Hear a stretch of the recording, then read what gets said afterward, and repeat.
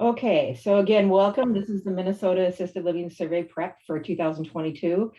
In 2021, we had a 2-day training regarding the new AL regulations, but there's been a lot of changes since then. Different folks, we've learned some lessons, have some tools. Also, we've created some new tools for you. And so this presentation is basically going to have 3 components. We're just going to kind of review the regs really quick. It'll still take a bit, but again, we've condensed 2 days down to less than an hour here. So just a quick overview of that. One of the tools that we created to you is as turnkey as possible survey binder. So we've got that. And then we've also created a new spot on eSource to house all the policies and procedures. And we'll talk more about why we're doing that and what that looks like, as well as survey prep tools. So those are the 3 areas of the agenda. And we're going to go ahead and get started with our prayer. So please sit back, relax, take a deep breath in.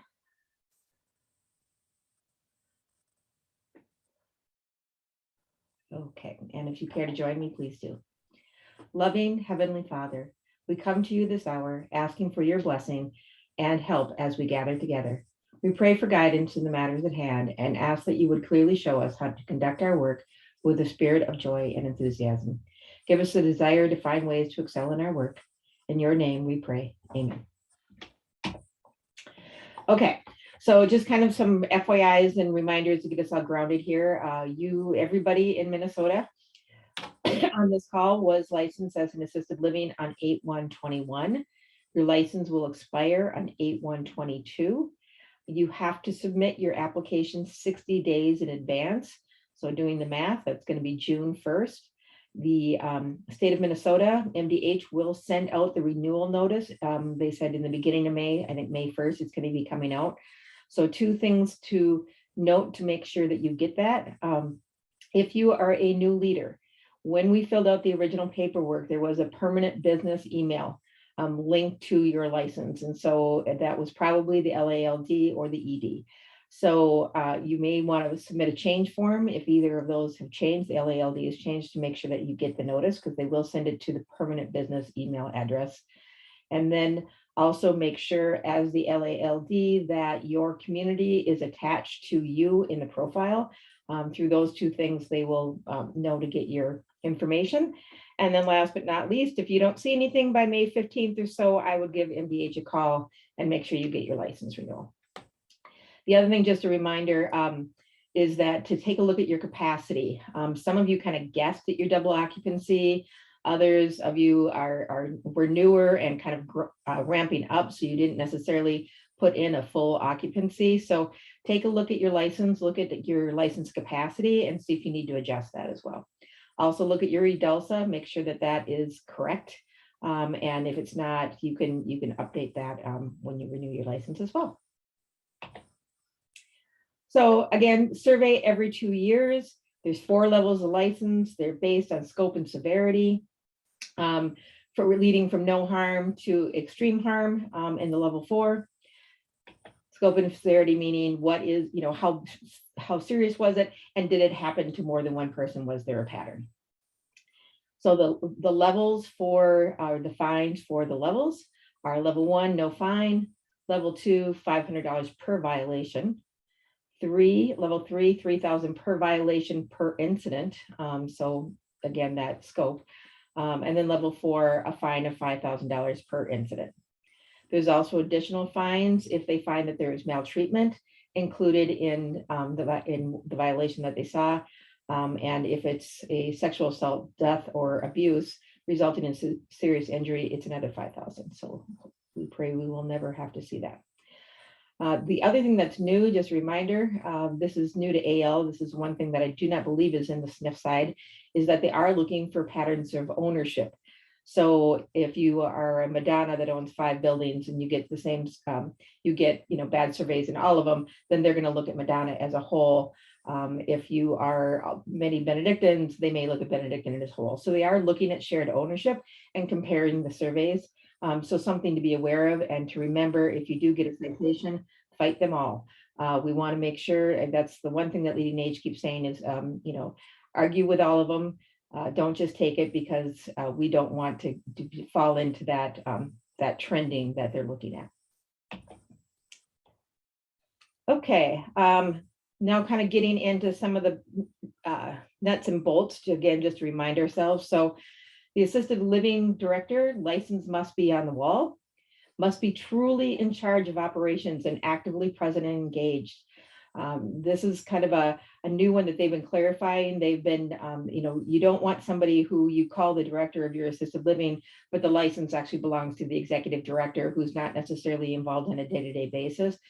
They want to make sure that whoever holds that license is truly leading the operation. So something just to be aware of. Again, community listed in the portal, and required readings, the LALD, they will check and make sure that you do know the regs. That is one thing that they are asking about, and it's one of the most common citations, is they are determining the LALD has not read the regs. As you read the regs, know your type of license. You're either going to be an assisted living or an assisted living with dementia. Now, all of us take care of people with dementia, but a assisted living with dementia license is going to apply to anybody that has a memory care unit. Some of you still have your comprehensive home care license. This license is the old one that we had, but it's kept if you are serving persons in your community. You cannot use that license to serve anybody under common ownership. Therefore, in our building, if you bring services anywhere in our building, it would not be under the comprehensive, it would be under your assisted living license. And then lastly, a very few of you, but maybe one or two, will still need a food license. You only need this if you are serving a true restaurant and the community at large. And or some of you, such as the St. Gert's, hold the pool license for the community, and they are linked together. So you may still have some surveys in that. So all of the requirements we're going to go through apply to assisted living.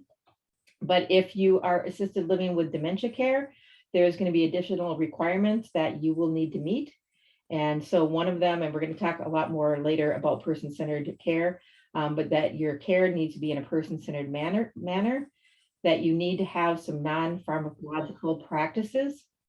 And so for Benedictine, those non-pharmacological practices are our aromatherapy, our touch therapy, our music therapy, our doll therapy, all those integrated services. So that's how we want to show that we are providing that. So if you need a refresher on that, contact Dr. B and he can help you with that. The other thing is that we need to make sure that we are educating people about transitions in care and ensuring complete timely communication between and across settings. So just letting people know at what point would they potentially have to look at another level of care and services provided to these folks.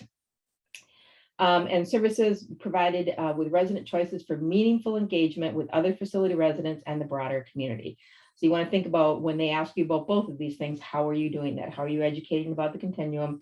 And how are you making sure in your activities program and your services that you are assuring that these residents are continuing to engage with other people inside and outside? Part of that is developing an individualized activity plan. So get your wellness involved on this. Make sure that they have done that person-centered wellness plan that we'll talk about more later, and that they are developing resident-based on their activity evaluation. What does this person like to do, and how are we making sure that we are addressing that? One aspect here really want to point out, because the other ones are more a little bit more subjective. How are you showing this? The daily activities is hard and fast. Do you have activities every day? So even if you are not staffed to do activities every day and you rely on your RAs to do things in the evenings or the weekends, you're going to want to make sure that those activities are actually documented on the activity schedule, so that when they ask for your calendar, you can say, yes, we have daily activities. And then support must be offered to family and other relationships on a regularly scheduled basis, but not less than quarterly. So this might be offering to come and talk about dementia at a family council, or other supportive programs or services, up to you. If you need any help, again, contact your RNS and they can help you walk through what that might look like. But you'll want to know how you're going to answer each of these questions. And you can contact me as well. So make sure, so I'm going to pause. Any questions on that? All right. Make sure you've got your basic requirements in place. We've got these checklists for you, but basically all your required postings, your required disclosures, your required admission documents. If the person is not on services, in your admission documents, you do have the vulnerable adult assessment. You want to make sure that you're not only doing that for all your persons on services, but you are offering them the opportunity to have a nursing assessment. So in other words, when your salespersons are working with people who are coming into the building and they're saying, yeah, please come in and live here. I know you're not on services because you're going to be in our IL building. You want to make sure that you're saying, hey, but please know that you can have a nursing assessment if you would like one. And then when you do the paperwork on admission and you're doing the VA assessment, you can document that they were offered, or you can offer it to them at that point in time. And then you want to make sure that your building is in code compliance. So the checklists for all of this, and we'll go over this in a little bit, are all right here on eSource for you so that you have those tools to make sure that your building is good to go. Also, you want to make sure that you have your survey book ready. As I said, if you haven't been surveyed yet, you're going to be surveyed between now and August of 2023. So we want to be prepared for it. So we're going to go through that today, the survey readiness binder, and that is your action plan after this meeting, is to make sure that you create that, if you have not done so already. So areas of focus. Person-centered care. I talk about this every month, and we'll keep talking about it because I think we still see some opportunity here. The person-centered wellness plan is a document that is in your admission package that you give to residents before they come in and tell them what we are going to go over it and ask them about. So can they think about it so they can answer the questions, maybe even write them down to save some time. When they come in, the nurse is going to do an evaluation and set up a service plan. But between day 1 and day 14, we want this person-centered wellness plan completed. And then on day 14, when that nurse reopens that evaluation, they're going to say, oh, I see that these are things that are important to you. Let's integrate that into your service plan. So it may just affect the timing of the services, but it may affect the actual services. So that's when you go through that nurse and make sure that you're having that conversation with them and you're reviewing that person-centered plan. The wellness person is going to want to make sure, so again, we want to make sure that the service plan reflects the preferences. And we also want to make sure that the rest of the staff is orientated to the resident so that you have a process to do that even beyond nursing. So nursing, the service plan is going to be part of the orientation. Non-nursing, what is your process for letting people know who that person is and what their preferences are? If they don't want to get up till 10, does kitchen know that they want their breakfast held? Daily stand-up is a perfect way to do that. Communication books are a great way to do that. Keeping this form somewhere is a great way. But then the other thing that you can want to do, so service plan, orientate the resident, everybody in the orientation to the resident, but also do your activities reflect the resident preferences. So that's one of the reasons I recommend that activities and wellness do this, because they should look at the personal likes of people. And are they introverted? And if they are, what one-on-one programs am I bringing to them? And if they do like going out to group settings, do my group settings, do my opportunities for activities reflect their needs and wants? And so that's something that's a little bit new. And are your programs and services culturally appropriate?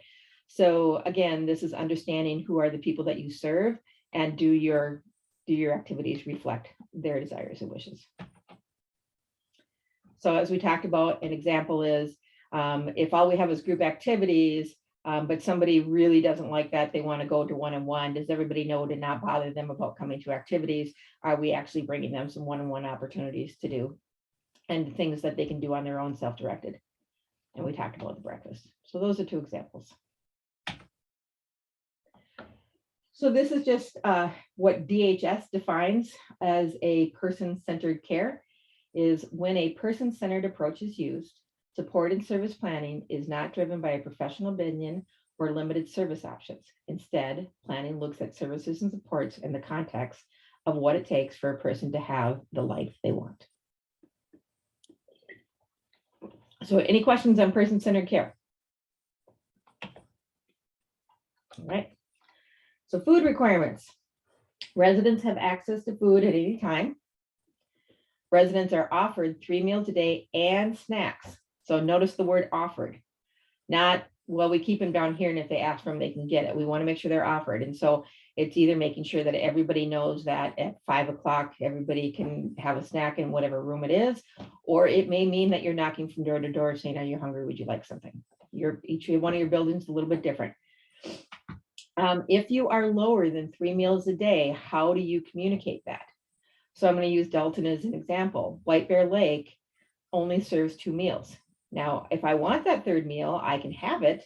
I just need to tell them, and then they'll go over to the nursing home and they'll get that meal for me. I believe it's lunch. But the question is, Delton, can you say that all of your residents know that they know that they are offered 3 meals, that they can get that and what that looks like? So we just want to make sure you're going that next step as part of your orientation to let people know how they can get that food. We want to make sure our food meets the recommended daily allowances. Seasonal fresh fruits, prepared according to the food code, and we'll talk a lot more about that in a little bit. And this is already covered for you. It's in your contract and in your admission documents that they can opt out of food if they want. We do it all or nothing. You can't just opt out of 1 or 2. It's all or nothing. And then in our contract, we do disclaim that modified diet, that we do or do not do modified diets. And just as an FYI, all of you are capable of doing modified diets. So it is an expectation that the answer to that is yes. It may be a journey for you to get there. It may be no at the moment, but take a look at your contract, see what it says, contact Denise Cleveland, because over time, we didn't push it because of COVID. It's not the time to ask you guys to put one more thing on your plate. But at some point in time, that is a reasonable expectation under ADA that we can accommodate that. And we have the capacity to do that in all of our communities. So enough of that. So survey requirements. You must have a certified food protection manager for each kitchen. So if you're a multi-building community and you have more than one kitchen, each building has its own kitchen. Each kitchen has to have a food certified protection manager, and that posted outside the kitchen. You must have a designated person in charge. So when the certified food protection manager is not there, we need to make sure that they have trained any of your cooks to make sure that they know safe food handling concepts and be able to verify that. You want to make sure you've got a process for tracking employee illness. You want to make sure you have a separate hand washing sink. This, it's my understanding, if it's not the top, it's one of the top in culinary that people are getting dinged on, is they don't have a separate hand washing sink. And there also needs to be, I don't know if Denise is on today. She was on Wednesday. I am here, yes. Oh, hey, Ding. Okay, good. Yeah. So I'll let you talk. You want to go through the rest of this slide? Sure. It's really practicing the same safe food handling that we have to do on the skilled nursing side, but making sure food temps, dish machine. There is a new requirement in Minnesota that we can no longer just document the temperatures of the dish machine, but we have to use it's called a T-strip, and you send it through the dish machine and it will measure the utensil surface temperature. And so they are now looking for that. In addition to, typically folks would just document the temperature on the gauges of the machine. So we need that extra step. Of course, making sure that food is labeled, dated, first in, first out, all of those kind of things. So everything Penny has identified here is really important. We've put lots of documents here on the slide under culinary. The Minnesota Department of Health has some really good training documents, things that culinary leaders can be posting, huddling with their staff for us to be in compliance. But the food code is driving all of this. And there is the potential for a lot of survey issues in culinary because there's a lot of safe food handling practices that need to occur. So, yeah. So we're going to talk a little bit later and give Denise a chance to go into some more detail. Some of the tools that we would recommend that you use sooner than later in prep for the survey here. Anything else you want to add, Denise? No, thank you, Penny. Thank you. Okay, any questions on culinary? One question, Jake. So a combined campus where there's two buildings, but the kitchen's in the middle. So that's, go ahead, Denise. So that kitchen would need to have somebody identified as a CFPM, Certified Food Protection Manager. Typically it should be the culinary director, but I also really strongly encourage folks who are cooks to go through the food safety course. There's all kinds of courses that are approved in Minnesota in various locations, so folks don't need to travel far. They're approved, and it's just really good training for the cooks to have. So, but for sure, somebody would need to be identified in each of your kitchens. Okay, Yep. thank you. Yep. Yep. And they both have to pass the federal guide. I mean, SNF and housing have to pass the federal guidelines. The difference is just who is surveying you. And MDH is taking it very seriously. So lots of citations are happening in culinary. Yep. Okay, any other questions for culinary? All right, so moving on to staff orientation. So this is the checklist that we have, but a couple of things I want to make sure that we have in place. So the person needs to review their job description and sign it. You need to have an org chart for your community, and they need to have reviewed the org chart. The UDALSA, the Uniform Disclosure of Your Services, they need to read that. So proof of all those things needs to be in the employee file. And then of course their ongoing education and the other things that we train them. So the onboarding, and so again, they're training within the 18 months, the Benedictine onboarding and training for all of the roles. I don't know if Kathleen's on, she can weigh in here if she is. There is very specific training that Kathleen and team have created. So you want to make sure that you're following the Benedictine onboarding and training. And then also we use Educare to do some of our training. You want to make sure that you are printing up the attestation, having the employee sign it, and put that in their employee file. I'm going to pause to see. I'm on, Penny. You are on. Okay. Go ahead, Kathleen. You want to add anything to that? No, I mean, I think on the next slide you have about the attestation, but you know, Educare has in their resource and file cabinet all of those orientation checklist and annual training checklist, and they have the new updated information with a line for facility name, location, and license number has to be on it, as well as the attestation signed by the employee as well as their supervisor. So that's already in there set for you. You just have to print that off, have your staff and their supervisor sign it, and then attach the transcript. And that is new. People keep asking me, well, is this SNF too? And it isn't SNF. This is just new for the AL. And then they also have to be competency tested by an RN, or when the RN is in the room overseeing the competency testing. Yep, that's always been in place for Minnesota ALs is RN test out. And this is Denise.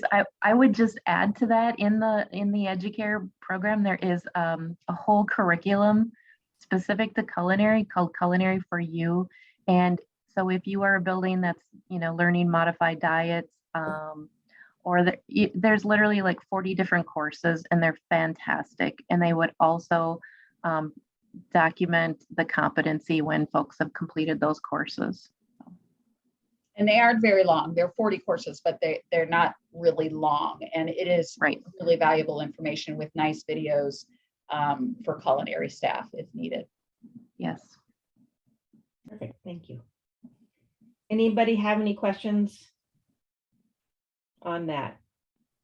So, and also just the last one I want to point out, and maybe Linda can weigh in here, you know, on their annual evaluation, Linda, do you want to touch base a little bit on the shadowing? So I believe the shadowing is the first 8 days of orientation that we have set out, or 6 days. And that it needs to be signed by both, and then the annual evaluation needs to be completed by your supervisor. And we can use like your supervisions throughout the year in that evaluation. So And we any- should have more than one supervision of staff. Yeah, I didn't mean to put you on the spot, Linda, but I know when That's you. okay. when I you're love when you director do. of nursing, you make a point of doing some random shadowing on folks as part of their evaluation, so. Oh, that's the supervision, yes. And you should be doing more than one a year. Yes.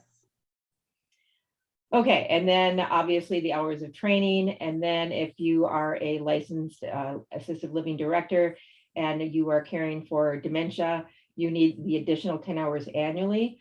Benedictine, because all of you, no matter what your license is, are taking care of persons with dementia, just say it's just safe. All of you should get this additional 10 hours. Last thing on this is, does your trainer meet the requirements? So again, your training must be overseen by an RN, and now there is specific qualifications for the dementia trainer. So Kathleen, you want to touch on this, please? Well, when they first rolled this out last summer, you had to go through the Alzheimer's Association, but since then, Educare's dementia training has been approved by the state to be used for the dementia trainer. So you can use the modules that are in Educare for the qualifications to meet the dementia trainer requirements. Okay, any questions for Kathleen or questions on that? All right. Okay, staffing plan. You need to have a staffing plan, and it needs reviewed every 6 months. We're going to talk about that in a little bit too. You need to check your call light response time. They say reasonable. It's no longer 10 minutes, but make sure that your call response is reasonable. All of us do have awake staff in our dementia unit, so that's not an issue. But we do need to post schedules. And this actually is a change. I clarified this. We had a mock survey that told us that our schedules were not compliant because it did not have names. After the last class on Wednesday, we went back to Leading Age and said, can you get this clarified for us? Leading Age did clarify that MDH rescinded that. We do not have to put the names. So I will be sending out an answer to some of the questions that are coming up to calls, and it'll be in that. So Dodie is out on PTO right now, but when she gets back, I'll verify the report that we should be running. But we still need to post our schedule every single day. So the main schedule needs to be posted. That's not going to change. And then your daily schedule. So employee records. I think we've talked enough about this through that and what it should be. There is a checklist in the survey book that will go over it on that as well. So any questions on that? All right. Moving on to emergency or to physical plant, sorry. Access to the fire department.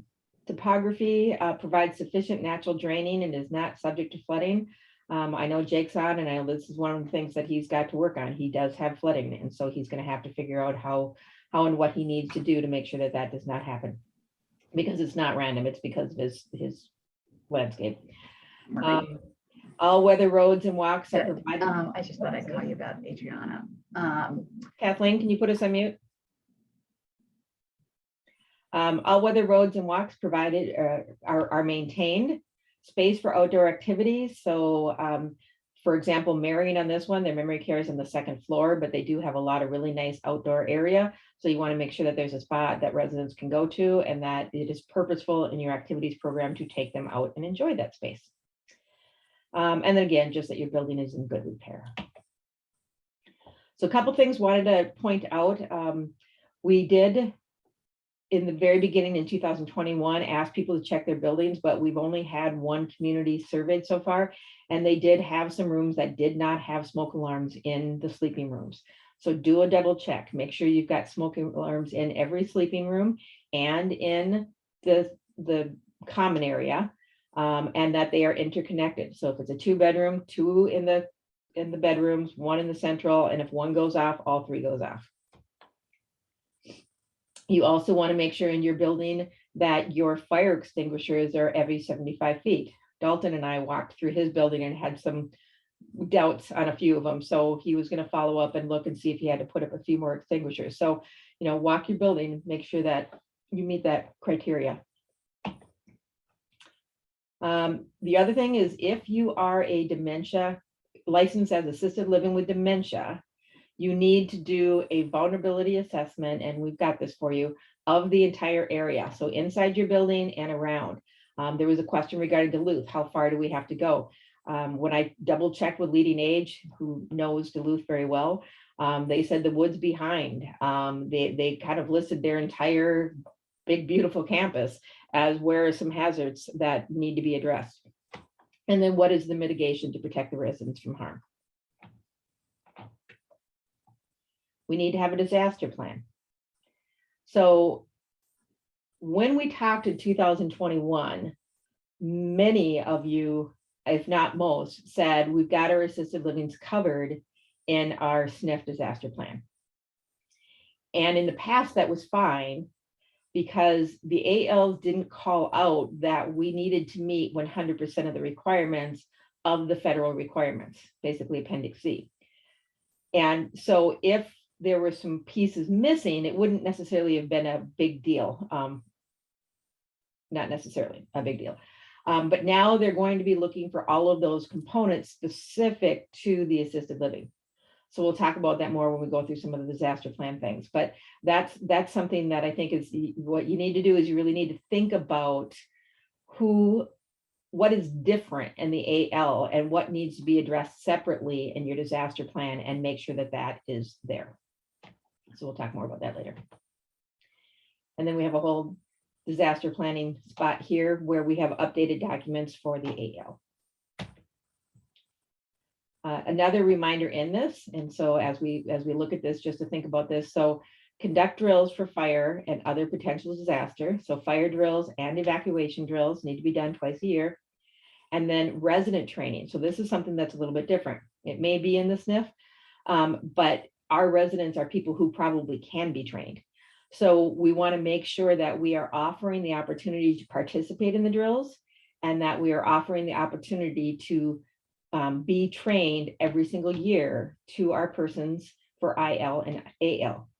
Where do they evacuate to? Make sure they know all of that information. And then staff training upon hire and twice a year thereafter. This is kind of more of the same here, and just that, how do you know if your resident is in the building? So if you're doing in the nursing home, it's pretty easy because everybody checks out. In your assisted living, people not on services, do you know if they're in the building? So what's your disaster kind of plan for checking to make sure everybody's out? Linda, you want to talk about the backup EHR? So every community has their own EMR offline for Matrix. And I try to check them when I'm at your communities. If you don't know where it is, you can call me. But they should be checked monthly to make sure that they're working. We did have a few instances where people have moved their computers, not realizing their EMR offline was on it, or replaced it, and so they didn't even have one. So if you're not aware, please let me know and we'll work on that together. But everyone should know where your EMR offline is, and the computer should be marked so that it's easy to find, and have your EMR offline book next to it. And then the next one are things that, again, if you've done the SNF, you know these questions. How are we getting 3 days of food? How are we getting the medicine? Where will the residents go? How will they get there? Again, it's just a little bit different because in the SNF, everybody has a med card. In the AL, it is Benedictine's goal that all of the meds will be kept in the rooms, and most of you, that is how your practice is. So how do we get everything packed up that people will need, and where are they going to go? In a nursing home, typically you've got that transfer agreement and they all go to another one of the Benedictine facilities. But if they're IL people, maybe they can go to their daughters, maybe they can go elsewhere. So just think about it. How does it look differently for the assisted living? And then making sure that who is in charge when leaders are not on site. So you've got an RA on a night shift. Who is in charge? Do they know what to do? And then must have unannounced staff drills and emergency procedures. So just the unannounced aspect of it. So so any questions on disasters? All right. So now moving on to infection control. So have you done your TB risk assessment? Do you have an infection control program in place? And in addition to the housing policies, is there an IP manual? There is an IP manual in eSource. And so what that means is that you'll see when we go over to the policies, I've created a central spot so you don't have to look for the policies. Before, I would just direct you to people development policies, or I would just direct you to infection control. What we found is people cannot find what they need. So we've given you the policies to be compliant. But if you need to dig deeper, then you would go to that specific department to get those deeper tools and resources for you. You need to make sure you have a quality management program. Do you have a program in place? Are you reviewing the AL quality measures? And what is your current AL quality improvement plan and what you're working on? So you want to make sure, again, it's not just, oh, the community has one, but we review the SNF, specifically in the agenda where what measures are you measuring? How are you measuring them? The customer concern database, falls and med errors are obviously all really good ones to work on. Being compliance to your point of care, because we said to remind you guys of that every single month. How are we making sure what we're documenting accurately?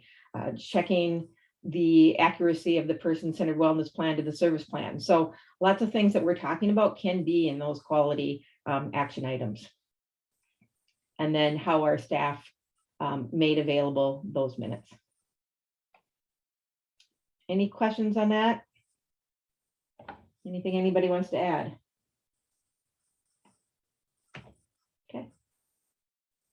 Moving on to admission. So just a reminder, you are using the admission files off of eSource. We update those frequently. And so that's where you want to get those to make sure you have the most recent one. You don't want to save them on the Q drive in case they get changed. You want to look at your UDELSA and make sure it's accurate. And you want to make sure that what we say to people matches the UDELSA. If the UDELSA says we do modified diets, then we should be doing modified diets. If the UDELSA says that we can do medications around the clock, then we need to be able to do that. I know we can, but I couldn't think of anything else. So just make sure that that matches what your admissions folks are saying, how you're judging who can come, etc. Again, we talked about making sure all of the residents are offered a nursing assessment. For those choosing services, we want to make sure that the nurse has done the pre-assessment. So the admission process under the new guidelines are, I want to move in. Great. Here is the financial form and the release of records. We get the release of records and the medical information, because I'm not going to talk about the whole process, just the nursing. We get that information, we get those records, then the nurse goes and completes the pre-assessment. And then we say, yes, the person can come in, and then the nursing uses that to do the evaluation, which builds the service plan. And so for those persons who move in as part of that admission process, you want to upload the pre-assessment as well as the service plan as proof of compliance, but also the service plan in Minnesota is now legally an addendum to the lease. So it needs to be attached to the lease and put under that aspect of the matrix. And then add the vulnerability assessment as well. And so the vulnerability assessment, we're going to go through in detail later, but for persons on services, it's a matrix. For persons not on services, it's an eSource. Okay, Any questions on admissions? All right. So the assessment and service plan, as we said, prior to admission, upon admission, reviewed by the 14th day, where we check what their personal preferences are. Then every 90 days, where we're going to ask them again, have your personal preferences changed? And then with any change in condition, we're going to update that as well. The other thing to remind you, we must be able to conduct RN assessments on weekends, holidays, for resident discharge from hospitals. Another FYI is I did verify again with Leading Age. I think I know Linda was aware of this as well too, and might have sent out a reminder, but the rules say that an RN has to be directly available. So I know in some spots this is something we need to work towards, but it is very clear. And Kari Everson said she's asked it a million different ways, and the answer is the same. You cannot have an LPN taking first call and an RN as backup. The RN needs to be the first call. So just be aware of that. And I know in some cases that's really a challenge for us. So if you need to talk about that, let us know. And then does this service plan reflect the personal preferences?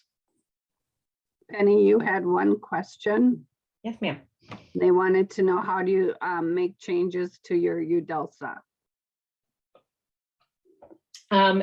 If you don't have a copy of it, I do. And so you just need to update it, or it's a form on the state. We may have to recreate it if all you sent was a PDF. But then once you change it, then we need to send a change form to the state and give them 30-day notice of the change. Did that answer? Perfect. I also typed that in so others could read it. Perfect, thank you. All right, so clinical services, service plan. If you had an old service plan before the new regs, that's fine. They didn't need to update the service plan because for us, it's basically the same plan. We didn't change it. But again, it's a part of the contract. The other thing is the missing resident plan. We'll talk more about this, but you need to make sure you have it. You need to make sure that people are trained on it. And ideally, we would do drills on it. So we'll talk more about that later. Linda, you want to talk about where the discharge summary is?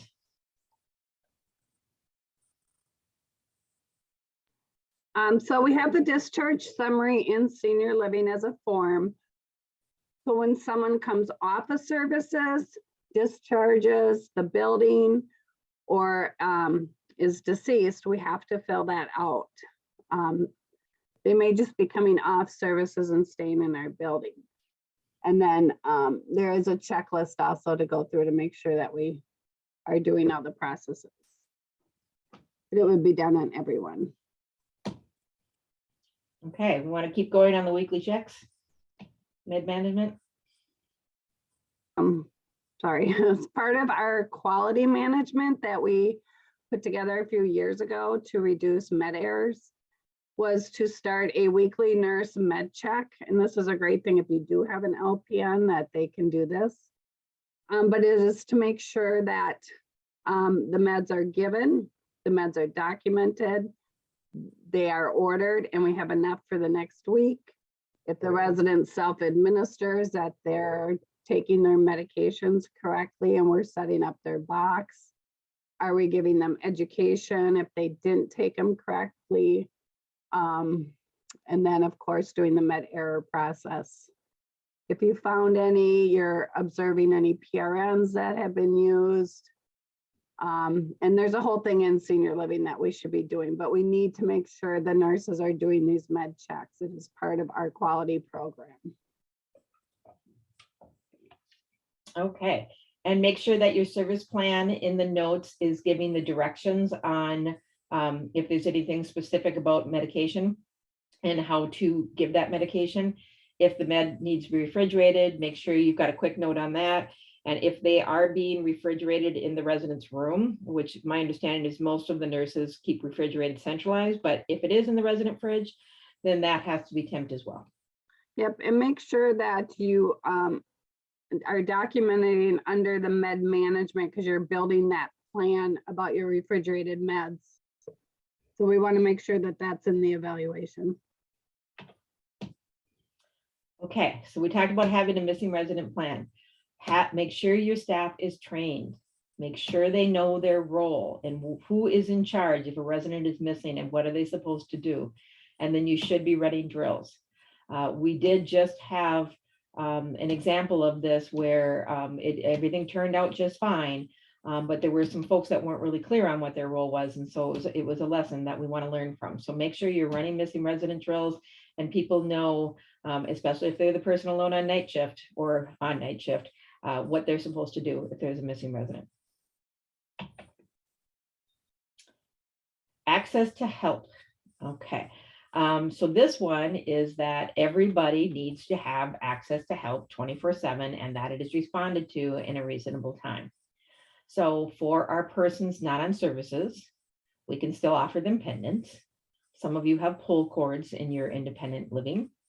And we can also tell them they can use their cell phone, but we want to make sure that they know, and we've given them the 24-hour line to call. So you just want to do your checklist on that of how do your persons get help and have we covered if they get interviewed that they know how to get help. For your assisted living, you should be getting reports from your vendor that tell you what your response time is. And I would assign someone to check that every single day. You should also be getting reports on are they working and can you prove it? So for a while I was overseeing the Madonnas, and when I would run that report, it would show that something wasn't working. And when I asked about it, they said, oh, it hasn't been working forever. And so it's like, well, that report says it, but it really works. And I said, well, do we know that? And so it was working, but we got it fixed. You don't want to just assume that, right? So you want to make sure that you're looking at those reports and you want to make sure that all of that is working well and the reports are accurate. The last one is if you have memory care. So if you were on this morning's director of nursing call, there was some good discussion on this. We're still going to take it offline and come out to you guys with more of a formal, this is what Benedictine recommends on how we deal with this. But it still applies to memory care. So as you know, several of our memory cares, all of our memory cares do a great job of checking on people frequently. They're all small enough that we can pretty much hear a pin drop, if not somebody saying I need help. So it's never really been an issue for us. However, we don't have in all cases a specific process for persons to seek help, to call for help. And so you want to think about this in your memory care. So you want to make sure that what the response the nurses gave to me, I thought was really good advice, in that they do an assessment on these folks, and if they can have a pendant, they get one. And if they don't have a pendant, then they make a plan around this person and what is going to be the action for this person. Are we going to beef up our well checks? Are we going to make sure that they're close enough to be heard, or whatever the case may be? So we're going to try to get you some more kind of detail and specifics, but I thought that was really good advice for us to start, and how do we address these folks? So I think Mary Gladson, would you add anything to that, or Linda? No, I think you explained it well. Yeah, thank you. All right, so reporting, they're going to ask for 6 months of all of these things. We want to make sure that we can give it to them. So we'll talk about this a little bit later too. How are we tracking customer concerns? How are we tracking MARC reports? How are we tracking falls and med errors? And the resident councils, ideally we would have them. We want to make sure that we offer them, but they are resident and family driven. We do not set the agenda. We do not own this and then hope somebody shows up. They need to own it and tell us what they want us to do for it. So make sure that that's the reality. And then if you don't have a resident or family council, that's fine. You just need to send out an annual letter letting people know that they are more than welcome to have one. And we are more than happy to help make sure that they are successful in that. And we have those letters for you. So you'll just want to make sure you have that letter, that you can show that you're sending that out annually. And then obviously helping the councils as defined. Transfers and terminations. Just a reminder, if you, this is a pretty complex piece. And so the citations are coming from people not following this process, not doing it. and or if they did it, they didn't document it. So if you are having somebody who is transferring or you are terminating, and it is our idea, even if they agree, but it's our idea, you know, and there, you want to make sure that you are following the process. So if you're transferring or terminating and it's our idea, call Ben and just double check what you need to do and make sure you're keeping the documentation as you go through the process. So the process is listed in the contract, so it's there. That's how we explain to people what the process are, if anybody asks you. And generally, it's that we give 7 days notice to have a meeting. And then once we have the meeting, then we give the 30-day notice. And then there's additional waiting time and additional constraints. So the transfer can take quite a bit. And if the person's agreeing, it can be obviously much shorter, but still touch base with Ben, just until everybody's comfortable with the process.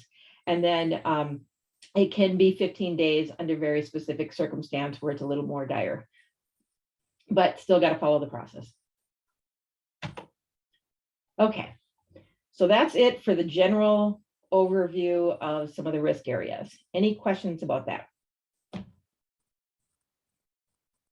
Okay, so let's take a little stretch break and we'll come back at 2, and then we'll go through the survey readiness book and the policies. So 8-minute break.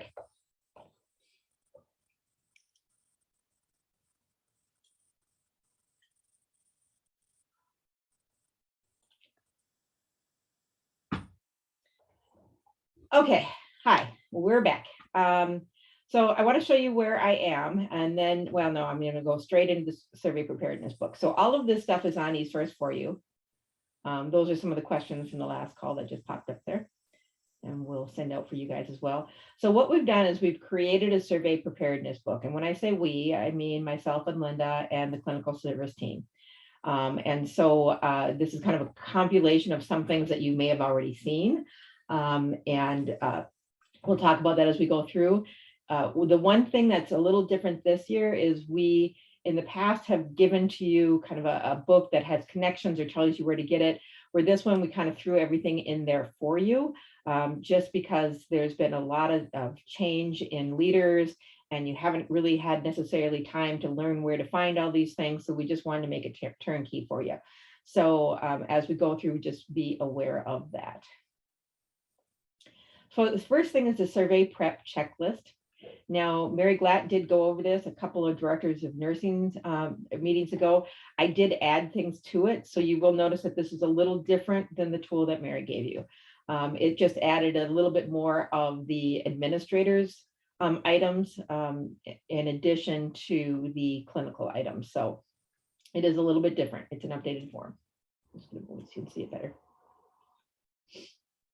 And so again, these Penny, are, we're not seeing it at all. We're just seeing the eSource page. oh, really? Okay.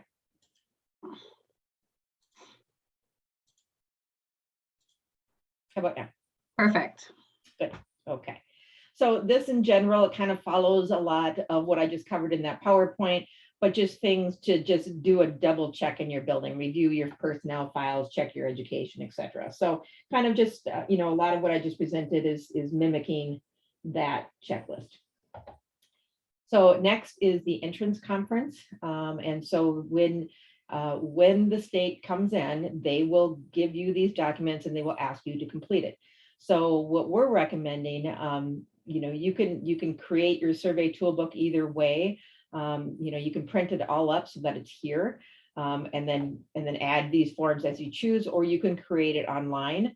And so we've kind of made it pretty easy so that you can go ahead and complete the entrance conference and have it ready to go, and you don't even need to think about it when they come in the door. So for those of you, the HFID is your health facility ID, and it is on your license. The rest of this is all your personal information, which you know. Here again, is the assisted living provider familiar with the laws? So this is where the laws are. That's where you can find it. So anywhere that it's red, it means that we filled out the answer for you or gave you direction to where it is. So as you complete this yourself, again, you can either just complete your own form or you just turn these black or take it away and put in your components as we go through. So how do staff contact nurse or call? So provide appropriate phone number and days of all nurses. How is this communicated? It can be communicated through the scheduler and Matrix. So there is a piece in Matrix. Linda, do you want to touch base at that at all? Or does everybody know it? Most of the nurses are familiar with the scheduler now, communication book, or, you know, if you have some kind of other book, but we can also add it to the scheduler for every shift for Care Assist. And then we talked about the being able to respond in to the, what is your system that responds and how do they ask for help? And then you'll see in here that there's just a lot of just referencing the tab 2. And where it's referencing, it's saying that we've basically provided the menu for you or the information. Again, then this is just reminding people that if you don't have 3 meals to have a response for that. These are all the pieces that that we've talked about in the PowerPoint, where we're just kind of giving you a clue. This is where the information is. This is how within Benedictine we would typically respond to this. And a few cues, you know, your activity schedule should reflect your daily programming, and again, emphasizing daily. When it comes to filling this type of thing out, what are the services we provide? This is where we really want you, because they will be checking your UDELSA and they will be checking to see if this matches. So you want to make sure you're pulling out the UDELSA, and if you say you did it there, you got to do it here or vice versa. And then obviously change the UDELSA if you have to. This we did provide in this book. I'll just take that out. And again, we went through this in the PowerPoint, but this is our nursing assessment. So we just filled it in for you. This is how we do our assessments. You can just turn it black. So wherever possible, when you read the red, you know, if it's accurate and this is how you do it, then you should just be able to turn it black. How do we do the service plans? What is our med management? In this one, just want to point out that it's, if you have an LPN or a HUC who is taking orders, how does the RN know that he or she is aware of the order? So that they're double checking, because the RN obviously oversees it. So just be familiar with what is your particular process. So this can be done through Matrix verification of orders. If you need to know how to do that, contact Lisa. But again, whatever process you put here, make sure that it shows that the RN is able to oversee the orders. Contact Megan. Megan, sorry. Yep, nope, that's fine. Here's another aspect of we're putting in what we do, how we document, we're electronic. So communication, Matrix, scheduler, the to-do list, and the communication book. Staffing patterns.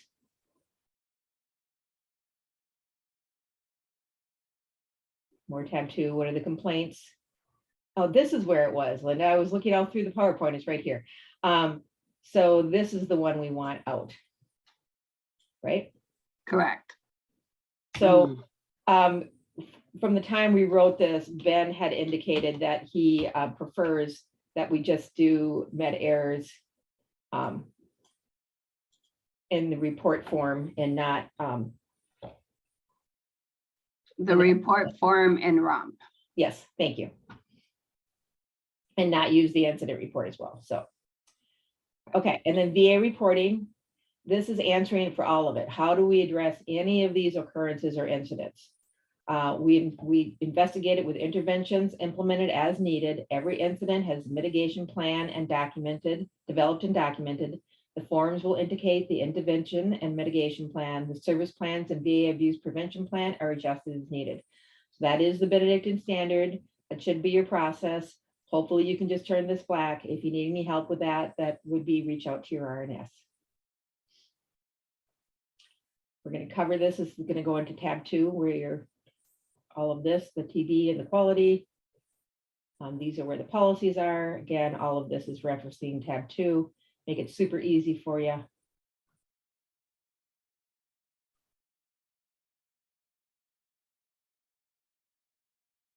Okay, so here's the survey prep paperwork. So should be able to help you complete that form by these tools we are about to review. So this is the table of contents. So if you're one that likes to put in little tabs, this is kind of the order that everything goes in as we put it in. So first thing you want to do is put that in the LALD license in this book. Put the assisted living license in this book. Put your CLIA waiver in this book. Your CLIA waiver, you're going to want to make sure that it's not the same as the nursing home. So the nursing home could have added you as a second lab, or you can have your own. So just look at your CLIA waiver, see what it says, see if it's got your address. If in doubt, you can go to this website and you can look up your waiver and you can see what's listed to know if you need to have your own separate. And then as we talked about before, you must have a certified food manager. So they went through the course, it's either Safe Serve or Serve Safe. I always get it backwards. But then in addition to that, you need to fill out another form and send it in with a $35 fee in order to get the certified food manager certificate. And then make sure your menus are posted. You may want to put an example in here. They're going to ask you, I'll pause there for a second. Any questions on the forms, where to get them, what to do? This is Haran Penny. Can you go back up? Yep. Where you were talking about the different forms to fill out Up higher? further? But add back for the incident reports. So just to clarify. There, Yeah. stop there. Matrix has a fall report form, and incident report is a paper report that we leave out for all the floor staff to fill out, so that you can use that for your investigation, for your follow-up questions, to fill out your fall report form and your ROMP form. So It's is it nothing that- okay? I'm Pardon sorry. me? Is it I'm sorry. okay that that incident report then is shredded? Because that's what I'm doing. Once I collect my data off of the incident report, and Yeah, I it's- put it either into the nurse's notes or into the fall report in senior living, I shred it immediately. You can shred it or keep a soft file for future, like if it were to come up again and you just needed to reference it, but it's not meant to be kept. No, But it's not, I'm not telling a surveyor that I have Correct. an incident report. Right. correct. So, Okay. yeah, that's a good point. So we can talk a little bit more about that. So one of the things, the reason we still use the incident report is what the nurses have told me is without that, it's really hard for them to fill out the ROMP because they don't have all the information that they need. So it's just, it helps the nurse. That's why they use it. If you need to bring in, and in ROMP, there is a survey report. And if they ask for anything more, that came up on our Wednesday call, and Jana was on that call. And so we had a little discussion about it. We really think it's a good idea if they're asking for anything more in depth than just the survey report, that you give Jana or Ben a call and just have them help guide through you, whether what you're giving is going to help you or hurt you, and what you should be giving them. Okay. Yes, thank you. We do use the incident report too. It's how the staff let the nurse know of what the incident was. Yeah, perfect. Any other questions on that? Okay. So next thing that they're going to ask you for is the resident roster. And so here, basically how you use this document is if it's yellow, it's an action that you need to complete. And if it's red, it's us giving you direction, and you can just wipe out the red when you make your final form. And so this is saying attach the resident roster. You do not need to create one on your own. It is in Matrix. So this is showing you where in Matrix it is and how you get the form. And then it's showing you what the form looks like, and it'll match exactly what the state is looking for. So it makes it really easy. And then here we couldn't do, this is not in Matrix at this point in time. You do need to do this and track this, your discharged and deceased resident roster. So if you click on this, it will actually bring you to the form. Here is where you can get it on the state website so that you know you have the right form. Here is a picture of the form and what it looks like. So you want to just keep tracking that on your own so you have it on and you're ready to go. We're pretty close to Matrix having that rolled out through senior living, so hopefully within the next 30 days. That's awesome. Okay, staff information. They will also ask for an employee list. This, again, I've got the document right here. If you click on it, you can print it up. However, this is something that you can print up through HR. So you just put your administrative roster here, then the titles and the hire date, etc. Again, we've got what the form looks like right here. should not have to create this manually. Just go to your HR and they can print it up. I did ask if they meaning people development, wanted to put the directions in here. They felt probably not. It should be done by HR, and if HR is gone when you get the survey, you can certainly call the support team and they will get it printed up for you. And so in each section where you are likely to be asked for a required policy, we also put the policy in there for you. And then, so this policy, let me just go back up here. Yeah. So this is the scheduling and posting. This policy tells what you're going to do. And then this is Smart Links that shows you step by step how you can run these reports and the staffing reports in Smart Link. So you guys are already posting these reports, so this should be pretty easy for you, but it's in here, makes it super easy. And then we have examples. I will be updating this document. I will be taking this example out and replacing it with a different report because it was determined that we do not have to put the names in there. So MDH said that they that they reversed that, and Leading Age is looking for something in writing for me, so we have that proof. But Leading Age has sent me in writing an email that says we do not have to do it. And then this is your general staffing. So there's your staffing plan, and then there's your daily staffing. So new report for the daily staffing. This is the report you can run for the staffing plan. Next, you have to do the biannual review, and they're going to ask you, I skipped over that a little bit, but on that original survey entrance form, they ask you to sign when was the last time you did your staffing review. So it is biannual. We've got the tool in eSource for you. You can also click on this and the checklist will come up, and the checklist will look like this. So what you should do is look at your labor PPD. You should look at your points and levels of care. Has that changed, increased, up or down? RN should be taken into consideration. Interview and observation of the residents and the staff, your compliance report, your call out reports, your revenue compared to points. Is your revenue going up or down? You know, and if it is that a charting issue or is it truly going up or down? And then use your master schedule and Smart Links.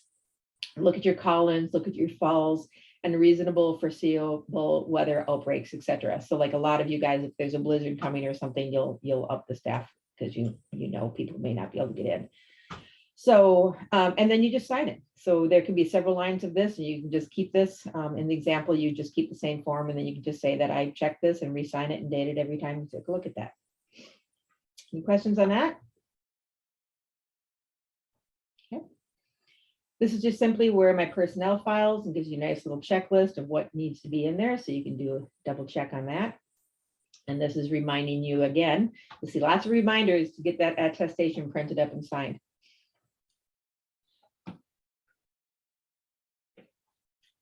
And then training and competency policies is the next section here. So several policies and procedures, 80 additional orientation for AL nursing associates. Qualifications of the trainer, competency evaluations of unlicensed personnel,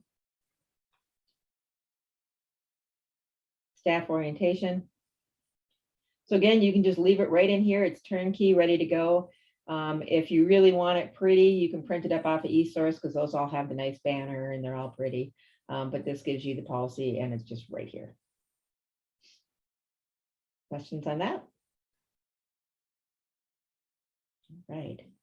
Next is the meal and menu requirements. So again, this is what they will be looking at. So you can just get ahead of the game and verify that you have all these things. So again, 3 delicious meals and snacks. Seasonal fruit. Is your menu posted? Residents' involvement in planning, menu planning. How are you doing that and accommodating that? What are your substitutions?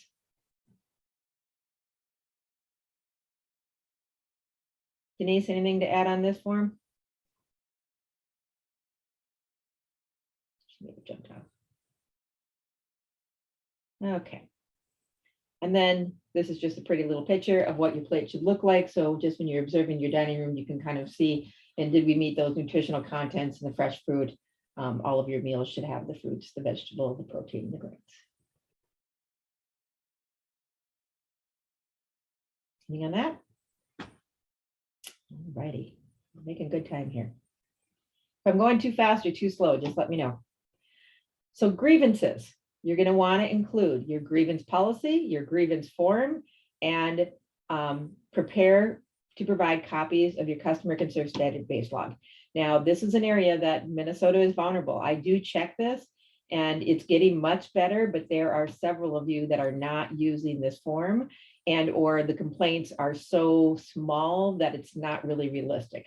And so you want to make sure that you are using the grievance form, you are educating and orientating people on the fact that you want to hear their grievances and that you're documenting them when you have it. Jana does a training on this. It was stopped a little bit for COVID, but I think she said she's back up on those. And so look on eSource for those training events. And there's also videos, or you could just call her if you want to get updated sooner than later. She's got videos. She's more than willing to help you. And then in here is a survey report. So the same thing as ROMP. You don't want to give them your whole investigation. You just want to give them the surveyor report. And then if they want greater detail, then you can work with Jana and Ben to decide if that's a good, what level of detail you want to give. Here's our policy.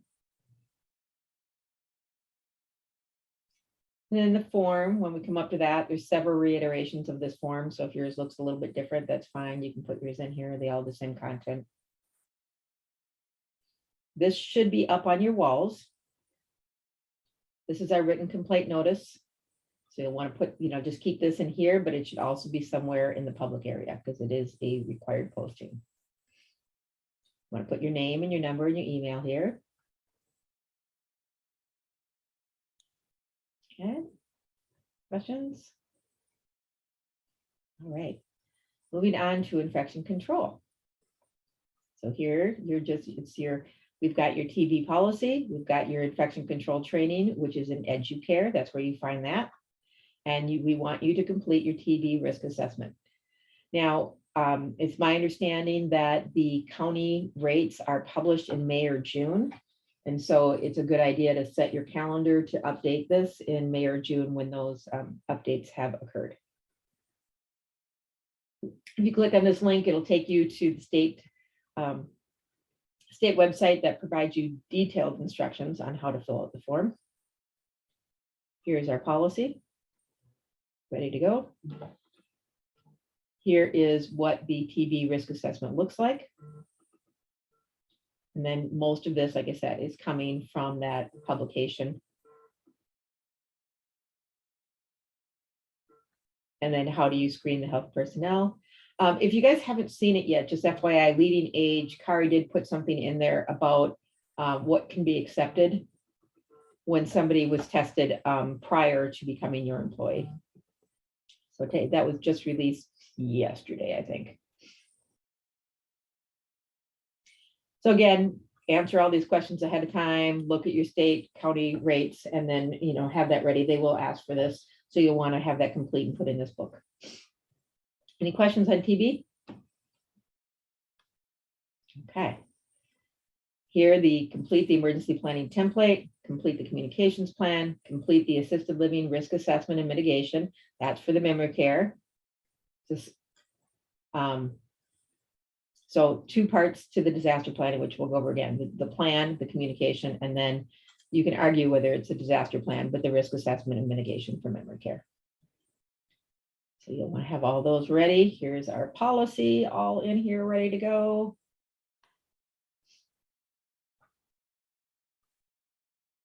And then just where you can put, this is where you can find it. So the next is the disclosures. So we're listing to you which disclosures are going to need to be in here. What are they going to ask for?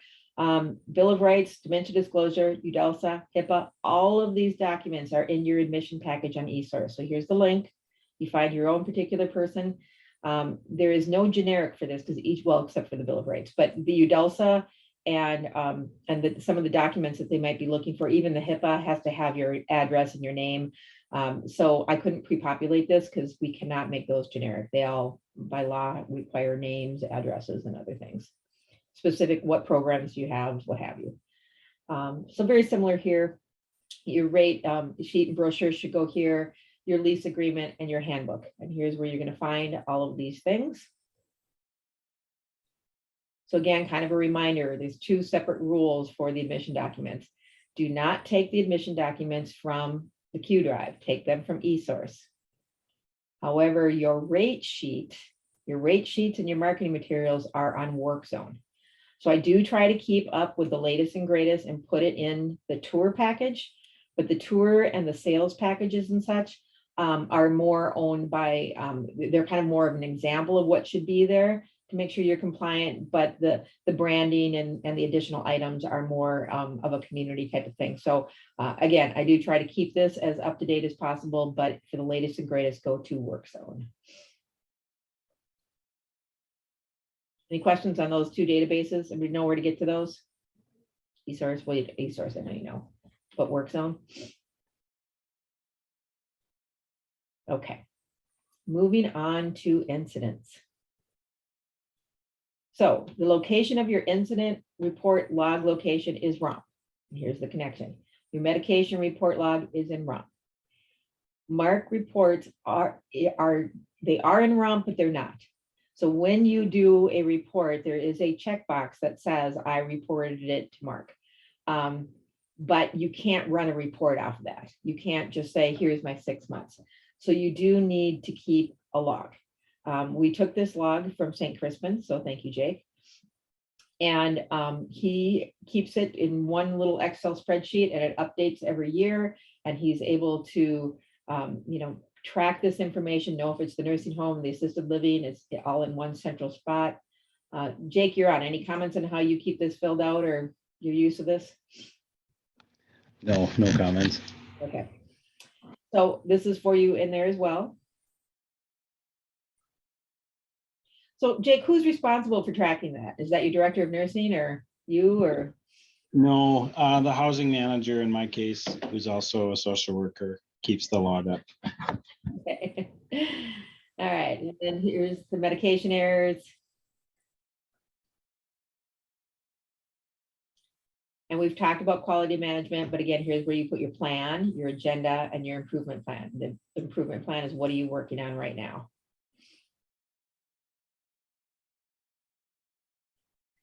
And then the last chapter is miscellaneous. So what we've put here is where MAR and TAR records that they may be asking for, just a quick, easy, where do you get to that? So in this goes over to the elite side, resident facility reports, and then an arrow goes down to, this says EMAR. I can make it bigger for you. So that's all the reports that they may be asking about that. You need to add a list of your supplemental nursing agency.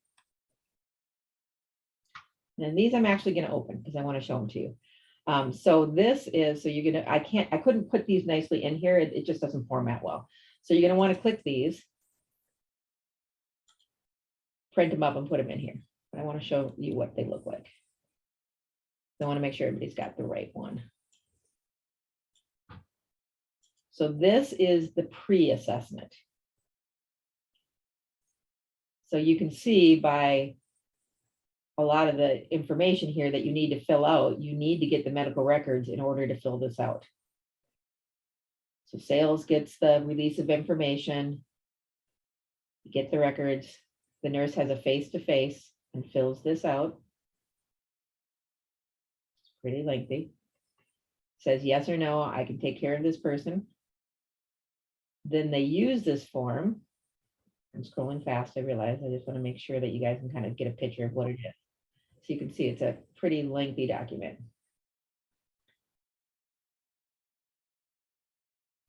So the nurse will fill that out, assuming, and we will work to get to the yes, assuming that the person's coming in. This will be uploaded into Matrix. The nurse will keep a copy in order to fill out this form. And I'm going to have Linda walk through this a little bit because this is going to be the heart of a lot of the questions that they're going to have. Okay, so the first section for Minnesota is always your nursing visit that you do with the resident. We want to make sure that in senior living, you're filling this out completely and not skipping over or saying NA to any of the questions. You do need to fill everything out. The nice thing about the printed version is that the state, the surveyors can see all the quick notes. So that does help you identify what you need to answer in each category. Of course, we would make it much more person-centered, but it gives you some direction. This is everything that you have to have every year for your renewals. As you go through these questions, and it's also calculating your points for payment, if it has points associated. So Linda, if I'm understanding you correct, so all of this is done regardless, right? And the quick note may be that they're fine, but then when we're down here, you're gonna put, and when we get down to these questions about the services. Once you hit cognition, then it's the actual assessment. And so you're picking the answer that best, that the resident best fits into in each category. So it directs you if you can pick more than one question, if it's just one you can answer, each area will direct you to what your answers should be. And then there's always flash ups for reminders. If there's something important I want you to know about that section, it's gonna remind you in a little flash up before you close it. So we have a lot of things built into it. So if the nurse put not applicable or skip past it, it's not going to show, which is why you want to print this one up and have the surveyor, even if they ask for a particular resident, you can give them the residents, but make sure you show them this so they can see all the pieces. Yep, they want to see the actual evaluation. And so if you do give them a resident one that you just print off, it will not show every question. It will only show you what's been selected. So when they really want to see the full eval, this is what we're giving them. So I skipped to the end here so you can get down to the bottom part, which is the vulnerability. Tell me when to Yep. stop. Oh, you just went, yep. One more down. So this is the vulnerability assessment. This is really what they're honing in on these days. You do not want to skip these questions. You really want to make sure you're looking at all their diagnoses, all their medications, all their risk factors, and you're really answering these questions. Because if they weren't vulnerable, they would not be in their building. So there should be nobody that you would not pick at least one area. And there's the 4 new questions are kind of down near the bottom. They're a little bit trickier for people, but we took the language right from MDH. Nope, too far. Back up. One more. Yep. So it starts with the abuse, sexual abuse. And then the next, you want to really go through these quick notes so you can see like what is considered sexual abuse. Are they at risk? It could be that there's a memory care resident that's very sexual and geared towards another resident in that memory care, thinking it's his wife. You need to then document it here. It's very important. Physical abuse, almost everybody's in a memory care susceptible to physical abuse because we have residents who can get aggressive. So note that, that they don't have the capacity to walk away from a situation and that staff have to intervene.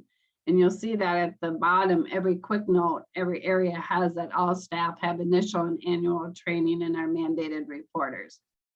So that statement is important to put in these 4 areas. Financial exploitation, if they're not paying their own bills, they're at a risk for a family member to steal their money. We've all seen it. And also with the scam callers that we have these days, is the resident able to make that determination that this is a scam call and not giving people money. I mean, we may not know that, but our staff are trained, if they're in the room and they overhear that, they need to report it, because then we can look into it and let the family know that maybe they need to check their checking account. So you want to put that risk out there for them.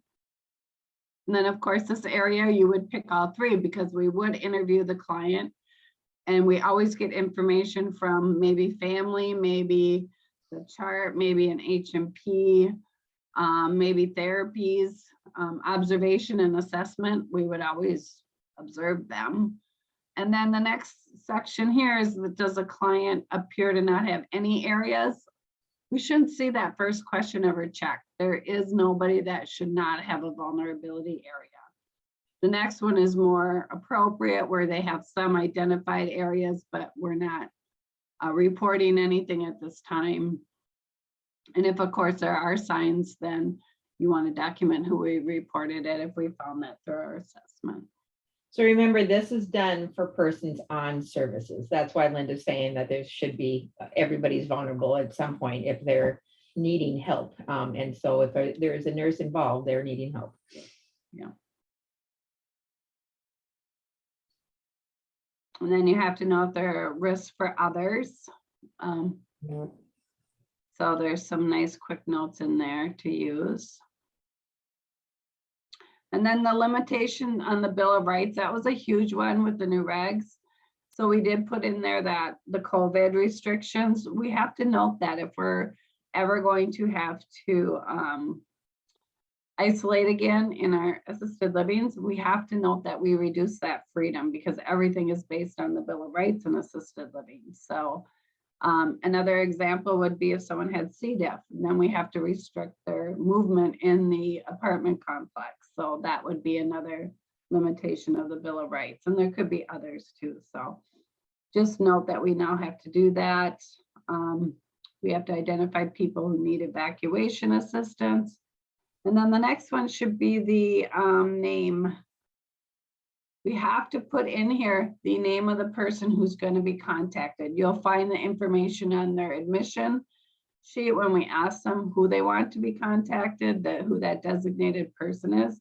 It has to be on the service plan also. So make sure we fill that out with their phone number and email if we have it. And Linda, does it still need to be 2 people? No, but it's just there in case they had to. Okay. So it's easier to At fill some out. point, I think we needed to have 2, but Nope, just one now. okay, good. Thank goodness. It was hard to get one. Then 2 was too much. So, anything here? No, this is just the review, and they just have to pick if they reviewed it. So any questions on the pre-assessment and the evaluation? Pre-assessment has to be done before the lease signing, because it has to be done before we determine that we can accept the person. So make sure it's not done after the lease signing. And then this is done from that, and is done prior to them being admitted. And then when they're admitted, it's all buttoned up. Service plan is signed and attached to the lease. And ideally, you've got a feel for this. I think Hodan calls it the back of the napkin, so you can tell them what level that you're proceeding, but you want to make sure that, once they come in, you're validating, so it's nothing's final in the nursing side until they actually arrive. And a nice question that I think Molly had brought up was, during the pre-admission, a lot of the nurses aren't giving the initial point value to know what package they're going in. So that's where you can use the eSource AL Memory Care tool to fill out what you found out their services that they are wanting.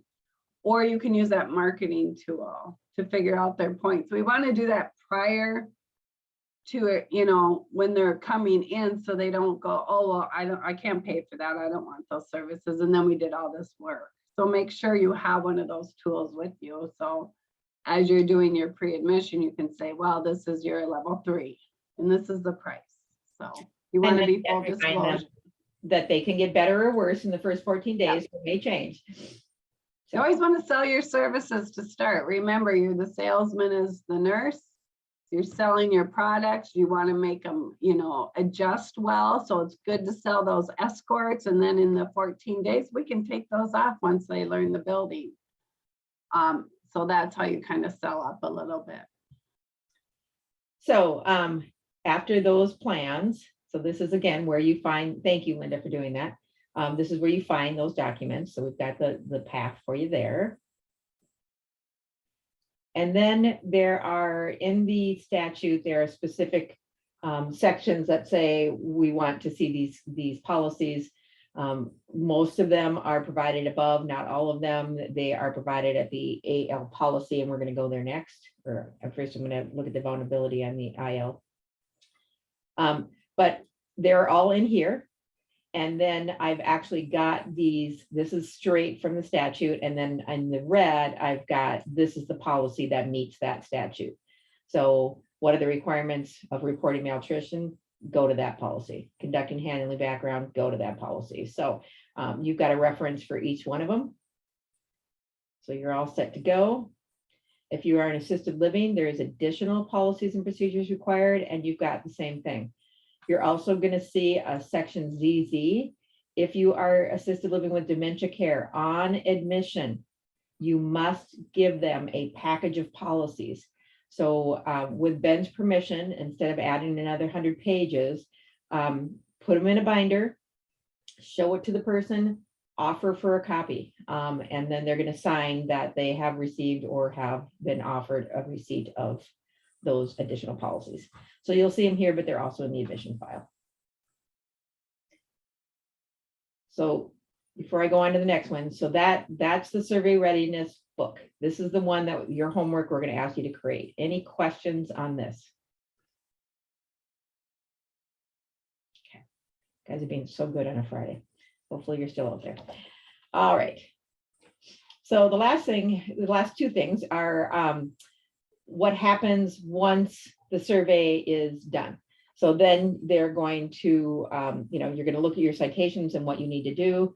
And this is a tool that Linda has provided for us that is just a nice little template that you can use to identify, just going through it really slowly here.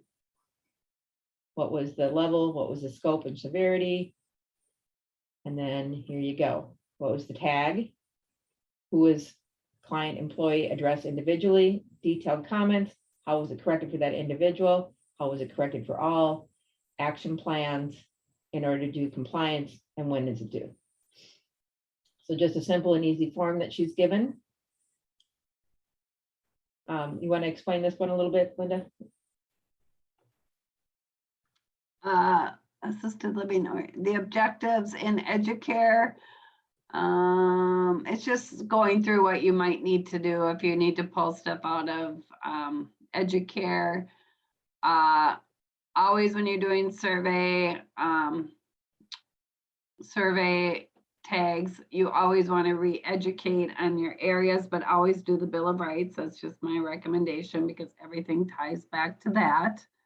So do your staff, but it's giving you just some objectives and how to write your complaints there. Okay, thank you. And then lastly is just a reference to the mock survey tools.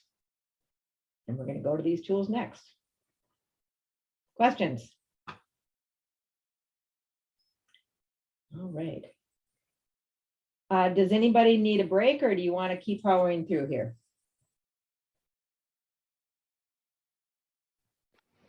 It's a very quiet group. I don't know It if I is. lost them here on a Friday. I probably want to keep powering through. Okay, so Keep all right. going, Cindy said. Keep going. Okay, good. All right. Thank you, Cindy. Okay, so in eSource, I'm going to show you a little bit about eSource here, which you probably already know. But if you go to this little guy, the library guy, there's going to be 3 sections where the housing information is. So the first one is the admissions section, which should always be on that top. It's the first click. And then we are Minnesota. And so if it's just Minnesota, it's the nursing home documents. If it's Minnesota ALIL, it is the housing documents. You're going to want to go to yourself. And then you're going to click the residency documents. And they're either going to be on services or off services. I did do a webinar on these documents, and I'll probably do it quarterly. So I'm not going to go through it all. I just want to show you the vulnerability. So no services, but I also want to show you this because this is where you're going to print from to put it in that book. And this is what you're going to print, this 112 pages. And in here. So for somebody not on services, we're going to make sure that nursing will assess for services based on resident requests. So we're going to offer everybody the opportunity to meet with a nurse and have an assessment, in which case they would do the other one, the ones that Linda just went through. And or as we go through here and answer all these questions, we may determine that they need a nursing assessment. And it's very similar to what Linda went through. I'm not going to take the time to go through this because there is a separate training for that. But there's several areas that you may want to click that just shows that basically in general, we're all trained in vulnerable reporting, et cetera. Are there any particular vulnerabilities of this person that they're completing? Again, separate training for this. But then on the bottom, the resident refused participation in the abuse prevention plan, or the resident was offered and refused a nursing assessment. So if they don't want to do this, they don't have to. They don't want to meet the nurse, they don't have to. You're just going to initial that and have them sign and then upload as a piece of the admission documents. Okay. Questions on that? All right. So going back to eSource. In the document management system, this is where you're going to find all of the general processes. Let's take you back to that same one. Don't do that. I don't want to go there. eSource tends to think it knows where you want to go. Stop it. It's going to take you kind of to the general, and where again you're going to find housing, and this is where you're going to find the matrix tools and other kind of just general housing, helpful, useful information. Still working on cleaning that up a little bit, but it's right there. And then lastly, policy is where you're going to find the policies. And what we tried to do, again, it's by state, we're Minnesota,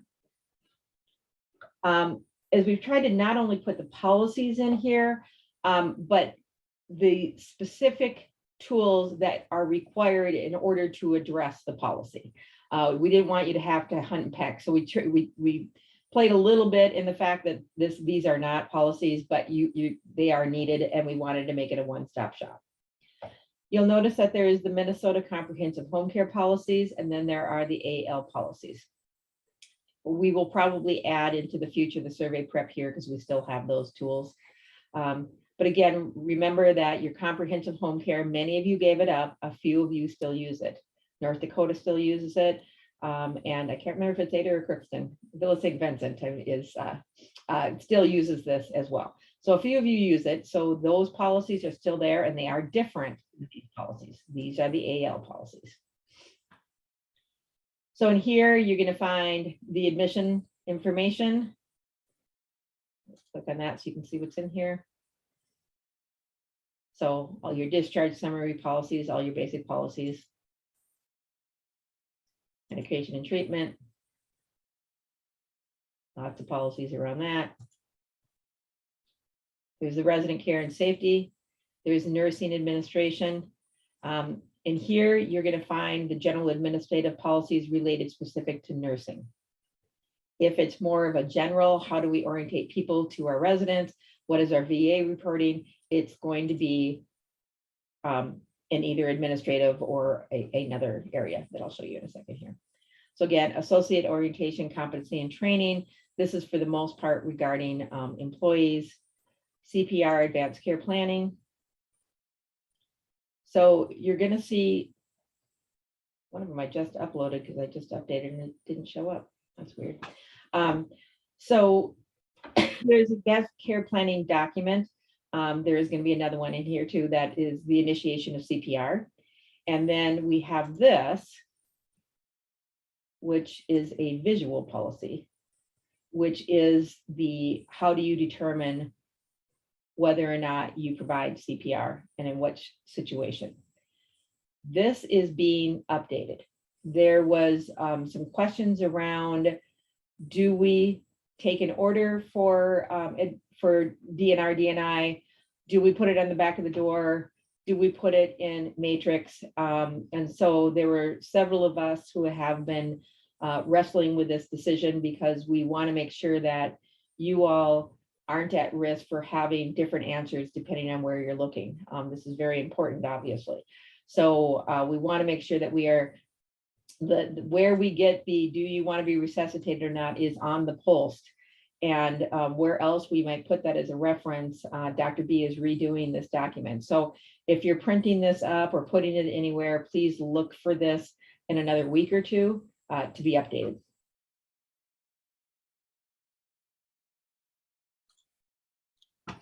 Okay. And then in rare cases, you will see something that is, this may be the one that I changed it, but eSource didn't change it. It's so weird.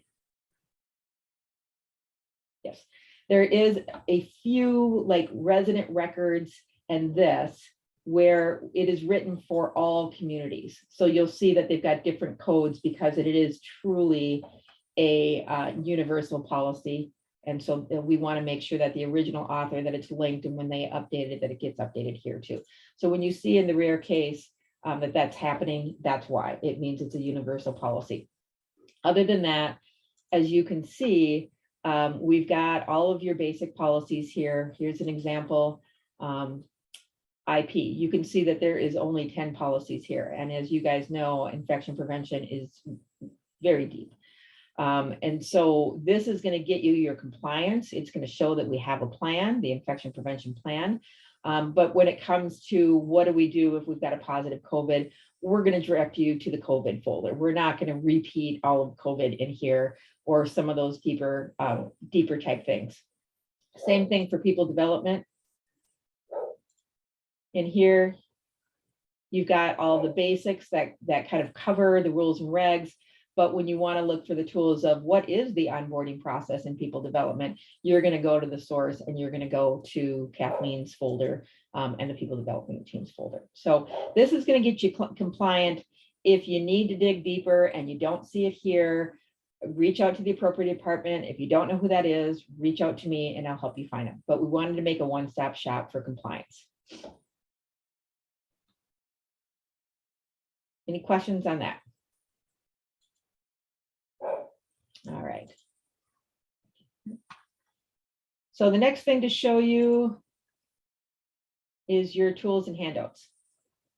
So in here, you've got the letter that you should be sending out every year. So if you do not have a council, a resident council or a family council, and if you don't know where your letter is, go ahead and send the letter out now before you get surveyed so you can show that you sent it out.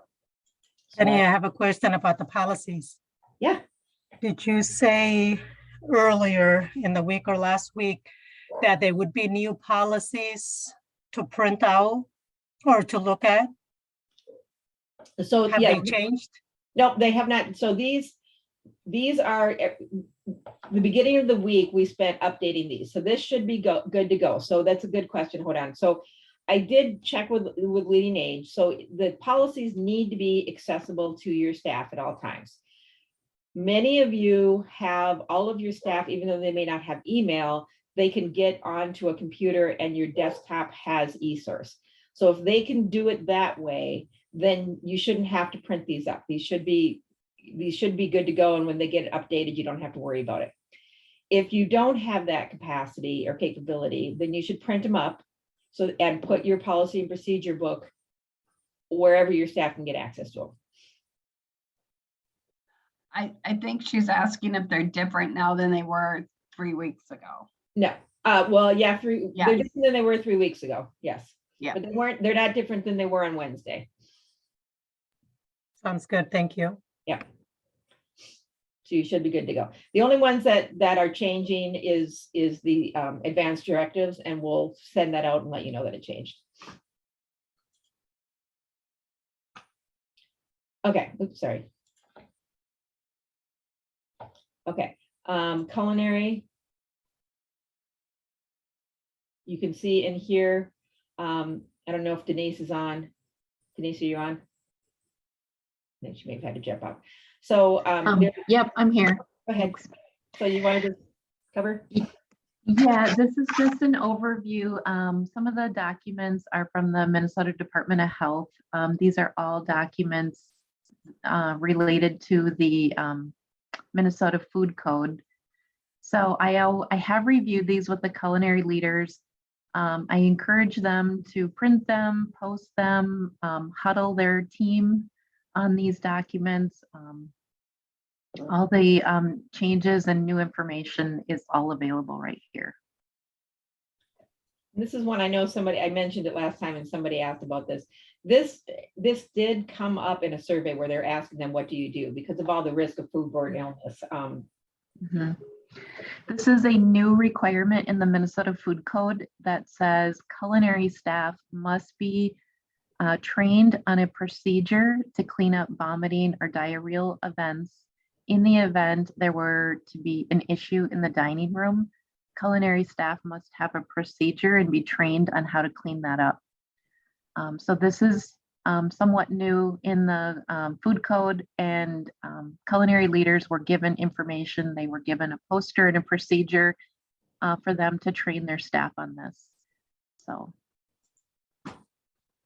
Thank you. Anything else you want to cover here?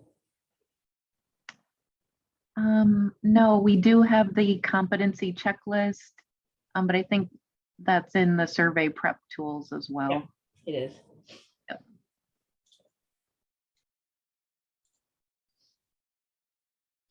And here, I'm going to show you what we did here.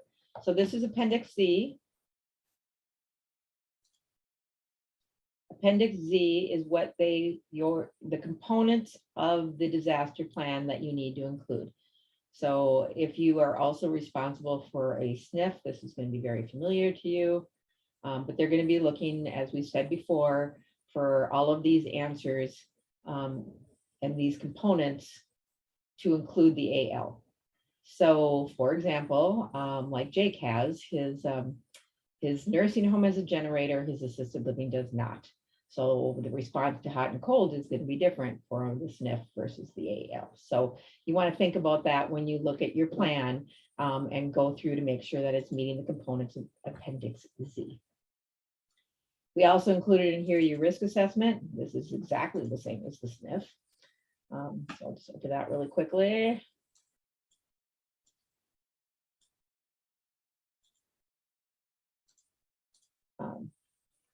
Why reinvent the wheel? Same process. What is the vulnerability? What is the percent? How do you fill that out? Here's the technological hazards, the human hazards, the hazardous materials, etc. So again, it's going to look a little bit different in what is sitting around in a nursing home versus assisted living, and what are those risks. This is just resident placement. So this is the agreement to move residents to a different place. This is the dementia care vulnerability assessment that needs to be done. What keeps flashing up on my word behind is the questions that were asked on Wednesday, wondering what that is. So the Minnesota Assisted Living, this is the disaster assessment tool. So again, you're going to walk through your building, you're going to walk through your parking lots, your sidewalks. Are they well lit? Is there any tripping hazards? What about the patios? Are they shoveled? Are they salted? Are they well lit? Gardens, roofing, gutters, windows. This again, we learned in the two new buildings in Northfield and Shakopee, we have special dementia windows. However, the plastic was a little weak. We did discover by looking through here that it needed to be beefed up a little bit by doing this, and that was done. Those windows are now secure and safe. But that's the kind of thing that you're looking for. Are there cords hanging that someone can hurt on? You know, think about yourself as a dementia person, and can I get through the door? Can I get through the window? Can I fall in the pond? Can I get out the fence? That's the kind of things you're going to want to look through here. So ask yourself all these questions, walk throughout. It's not just on wherever that memory care is, it's that whole grounds, right? So again, looking at St. Crispin, they've got a nice little outdoor patio care and a nice little section for the memory care, but you're still going to want to look at, they have very wide grounds. And I think you actually have a little pond behind you, if I recall, a hill for sure. So, you know, that sort of thing. So that's that tool. If we have a pond, we don't want it. I couldn't remember. I know you've got, there's kind of an expanse of grass and then there's like a little hill with trees and a bunch of trees in the back, but I couldn't remember if there was water. But I think water is stuck in your memory and mine. Okay, so that's vulnerability. And then this is the communications plan. Should shut that down. Oops, I shut the wrong thing down. Sorry about that. Try this again.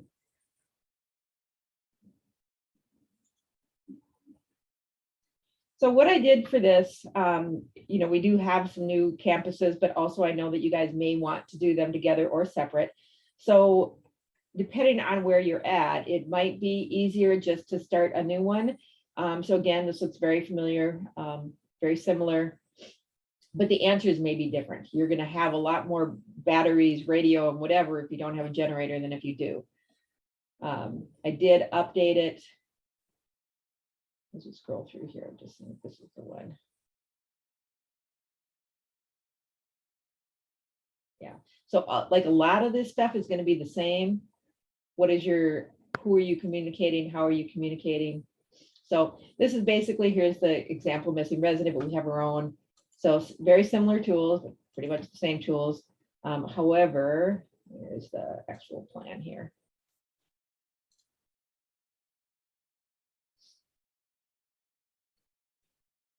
It has been updated in the verbiage.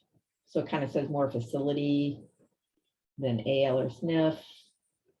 It's been updated to include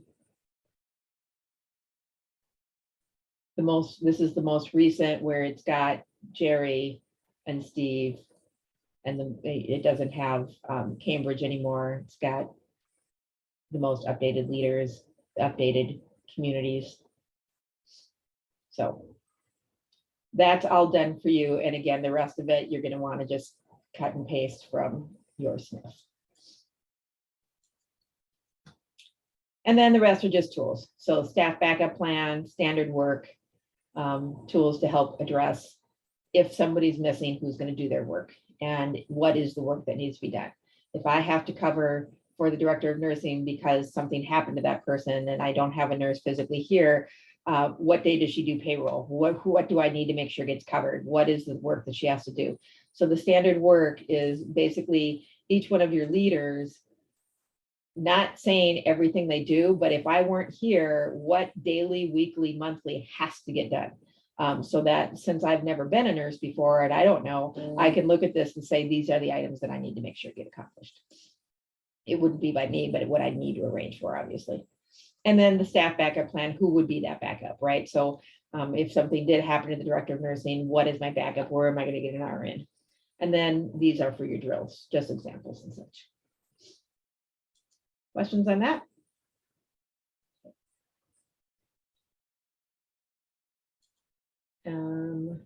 Here are your required postings. I won't open that one. Required readings for the LALD.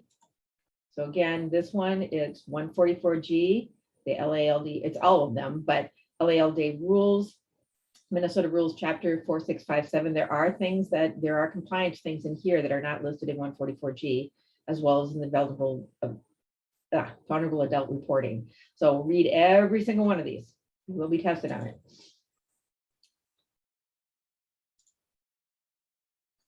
Required checklist in here. We will be adding a checklist. There is the termination checklist that, again, so I don't know what's happening with these first that fell off of this somehow. So we'll get that back in. But these are, again, just all the checklists to help make sure that you know what to do. This is a nice little tool on do I need to report to VA or not? So that sort of thing is in there. And then removed. I don't know why eSource is not updating. Okay, any questions on the tools? Doing good No on questions in the chat. All right. So here's the state forms for Help You. This is in prep for the mock survey. So, and it's just basically any state forms that you may need. So your clear waiver form, your discharge deceased resident, we went through all of this in the survey readiness book. It's just here it is in a clean form if you need it. Your appendix C, your employee list, your conference, extra conference, and your TB prevention. So all that stuff in a nice clean form is there for you. And then last but not least, here is your survey prep PowerPoint that we read that you can forward to anybody you want. This is your prep binder that we just went through. This is your mock survey template that is super nice that Jill put together for us. So if you look through this, you can see that we made this a little bit smaller because there's some stuff that really you don't need to check. It just kind of, it's more of a statement of fact than it is something that we would check or would be variable or what have you. So you won't see every single section here, but you'll see all the ones that you would be surveyed on. And so it tells you basically the topic of the regulation, what's it covering, and then you can click on this and it'll take you right to 144G10, so you could actually read the reg. And then you can say, you know, were you compliant to it and what is the recommendations? So CSG is looking, Leslie, do you have any timing on your survey or anything you want to add about CSG surveys?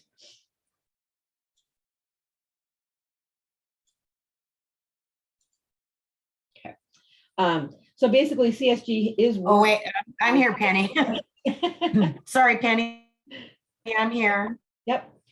So Now, what were you asking if so we have timing specifically on the mocks? yeah, how frequent you're gonna do the mock surveys? I know that quite a few of them have been done. I know that Jill is still doing them. Anything on when people can expect a mock survey or?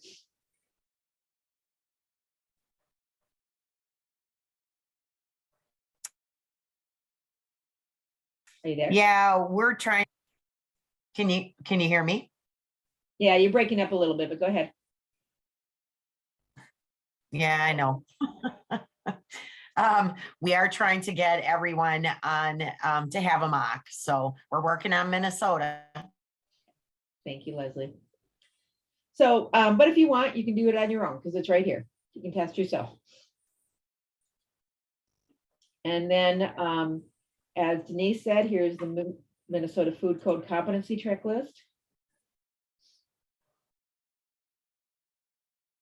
Any comment on this, Denise?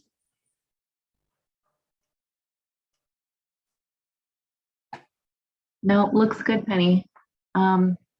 This is a pretty thorough checklist, and again, it would apply to both the skilled side as well as the assisted living. We need to be following safe food handling practices, regardless of the residents that we're serving.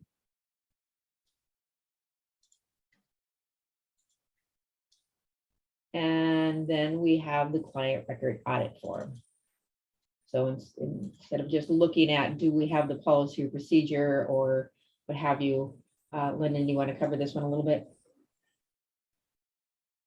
This is just a form that you can use to go through your client records, just to make sure you have everything that you should before your audit, or the mock survey people can use these too to document across the board if they looked at 5 different people. It's just nice, easy to use.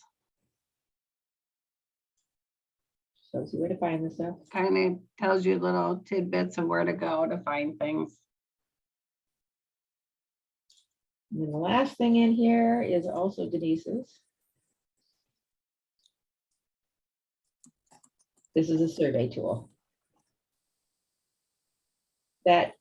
So Denise, what is the little, is this similar to the other form? Yeah, the other form is really to document competency with your staff. And this is a tool that either myself or anybody really could use this tool to do like a mock survey to make sure these items are in compliance. Got it. And with that, our story is done. Does anybody have any questions?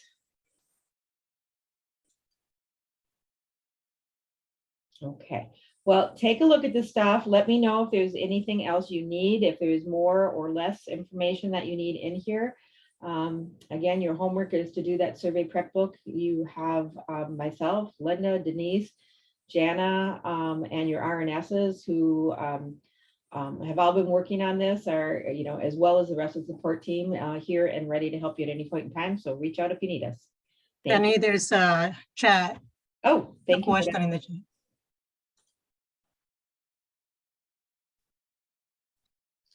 So they're asking about paper charts. We really shouldn't have a paper chart. Everything should be an e-source and any paper document should be uploaded. I think we have a few stragglers, so you can start uploading, Heather, into your documents and matrix. Once it's uploaded, you can start shredding. But we have to keep a minimum of 5 years, but you can go to the actual policy and read it. It is in your Minnesota AL Yeah. under housing, and then we'll go into record retention. We go into policies. I believe that's here. I believe it is. Record retention schedule. Mhm. Right on top. There's a policy too, but this is a schedule, which is more what you care about, Heather. And so it talks about what are all the different forms. And then how long do we need to keep it? So that'll help you. Yep. with And that was put out by legal, so I would follow this. it. This is one of those that you can see at the top does not have AL on this because we would not update this. Only legal would change this. Did that answer your question, Heather?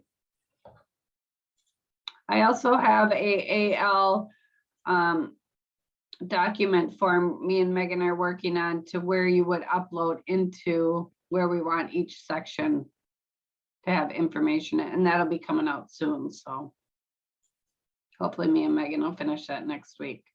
Yeah. So as I said, as you're thinning, I would just convert things to matrix. That's really the easiest way. And that way you won't have to worry about it in the future. Okay, any other questions? Okay, all right. Well, thank you guys and have a nice weekend. Thank you. Bye, thanks, everyone. Thanks.